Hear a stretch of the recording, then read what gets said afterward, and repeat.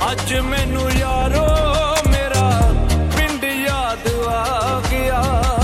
ਸੁਪਨੇ ਚ ਆ ਕੇ ਬਾਪੂ, ਸੁਪਨੇ ਚ ਆ ਕੇ ਬਾਪੂ ਗੜ ਨਾਲ ਲਾ ਗਿਆ। ਅੱਜ